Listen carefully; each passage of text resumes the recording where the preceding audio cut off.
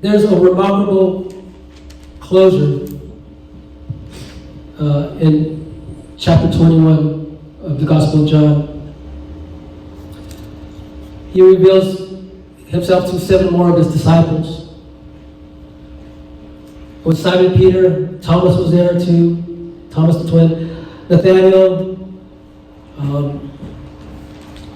James, and others. They were on what they do best. They were on a boat fishing in Galilee. Galilee, where it all started, right? Galilee is where it all started. But for some reason, they're back in Galilee, back to their forte, fishing. So, just as day was breaking, Jesus stood on the shore. Yet the disciples did not know that it was Jesus. So Jesus is on the shore, and they're on the boat, trying to catch dinner. And Jesus said to them, "Children, do you have any fish?" Do you remember the first time Jesus met these disciples? They were fishing. What did Jesus do for them that first time they met? He repeats, he goes through a wonderful reminiscence. "Do you have any fish?" Jesus tells them. They answer, "No." Then he goes, "Cast the net on the right side of the boat and you will find some." Similar scenario, similar situation when they first met. A lot has happened between then and now. A lot has happened. 3 years of adventures with Jesus Christ. So at this time, I think they know that he rose from the grave. And in the book of Acts, it talks about that Jesus hung out for about a month, or even over a month, while in his resurrected body. So Jesus is probably making his rounds to other disciples, re-encouraging them. Look, remember what I said? Well, here's my wounds. I conquered. Probably still teaching, making his rounds as a rabbi still, right? As he does today. And so he's touching back. I'm guessing he's touching back with his disciples. And this is before he makes the Great Commission in the Gospel of Matthew chapter 28. But this is in the Gospel of John. And so they cast the net on that side of the boat. So they cast it, and now they were not able to haul it in because of the quantity of fish. The same stuff, the same scenario of when they first met Jesus. So because of the quantity of fish, they weren't able to haul it in. That disciple whom Jesus loved, John, therefore said to Peter, "It is the Lord." He's looking at all this fish. He's looking at the shores of Galilee. And he remembers the time they first met. It is the Lord. When Simon Peter heard that it was the Lord, I remember when Peter said, "I want to walk on the water, Jesus. I want to walk on the water." But he figured swimming is faster. So the other disciples came in the boat, dragging the net full of fish, for they were not far from the land, but about 100 yards off. Then they got out on the land, and they saw a charcoal fire in place, and the fish laid out on it and bread. Jesus already had the setup for breakfast. And so when they got out on land, they saw a charcoal fire in place with fish laid on it and bread. And Jesus said to them, "Bring some of the fish that you have caught." 153 of them. He caught 153 fish. And although they were so many, the net was not torn. Not this time. The first time it was torn. This time it was not torn. none was lost. None was lost. And come and have breakfast, Jesus told them. The next account, I would encourage you to maybe have a level of introspect between you and God. I think this can easily apply when Jesus reinstates Peter. You see,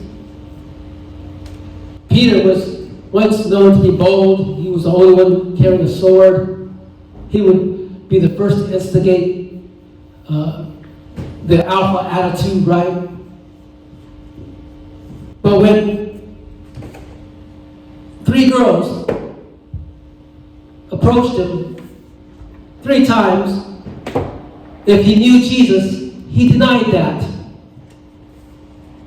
At the 3rd time, the rooster crows. And the scripture says that Peter remembered what Jesus said. And he went away and cried bitterly. 3 years up close and personal, experiencing the love of Christ in action, feeding, healing, teaching, camping out with Jesus. And this brave, so-called brave disciple with a sword becomes a coward when girls ask him, aren't you one of the ones that followed Jesus? And he denied it 3 times. How embarrassing is that? To be scared when girls ask you something, little girls. I mean, as far as me as a guy, I mean, are you kidding? I can't tell the truth to girls, but he was scared. He saw what they'd done to his teacher and his rabbi. It must have been so horrible. He must have heard his screams. He didn't want to go through that, but yet he was torn inside. Peter must have been a mess. In his emotions, he must have been a mess. When they had finished breakfast, Jesus said to Simon Peter, Simon, son of John, do you love me more than these? And I'm thinking why Jesus said more than these.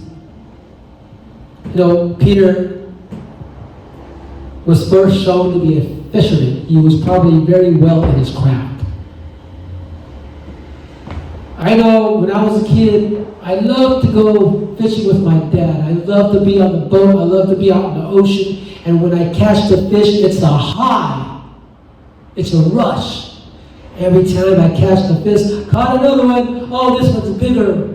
Oh, this is one that we hardly caught. But wow, we're going to have a nice dinner tonight, Dad.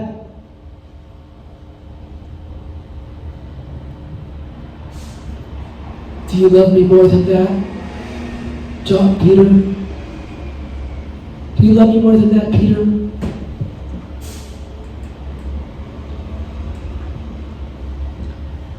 Can you imagine yourself in Peter's shoes right now? Peter, in a sense, betrayed Jesus by claiming he didn't know him. And Jesus knew that. And Peter said, he must have been like,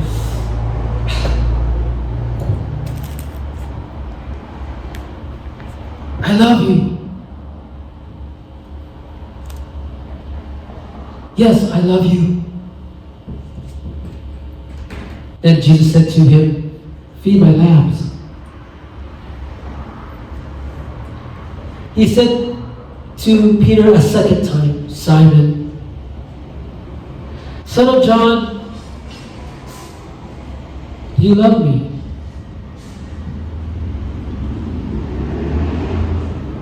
That second time, gosh, he's thinking, man, he's asking again. The conviction got deeper. But, well, he attempt to lie? Has he lied about it the first time? Did Peter lie about it again? Is Peter lying again? But Jesus knows if Peter tells the truth or not. And he answers, yes, Lord. You know that I love you. He said to him, tend my sheep. Then Jesus did not let up. He asked the third time, Simon, son of John, do you love me? Peter was grieved because he said to him the third time, do you love me? I don't know if you ever experienced anything like that. Maybe you did. Maybe there was a time, I know there was a time, let me share this. I'll just be general, I won't go into detail, but there's times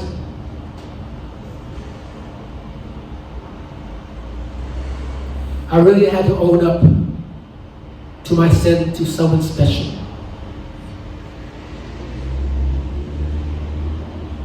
It would be days of trying to reevaluate, trying to rise from my grief, my sorrow, my shame. And I think I can relate a little bit, maybe. Because there's times where I may have denied Jesus. Maybe I should have said something to someone that was not having a good day. Maybe I should have said a good thing about God, but I bypassed that opportunity. Maybe about a few steps afterward, Jesus would say, you should have told that person about me. You're acting like you don't know me.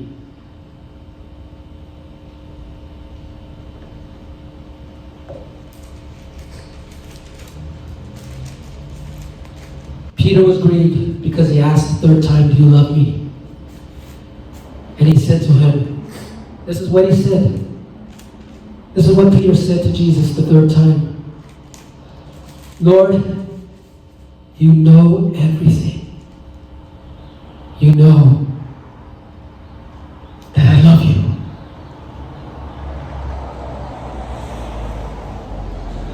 Jesus said to him, what did Jesus say to him?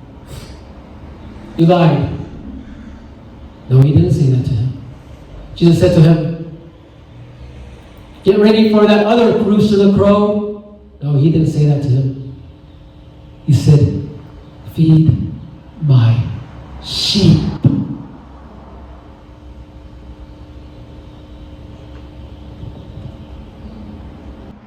What's going on here is that Jesus did not disown, did not disqualify Peter because of what he's done.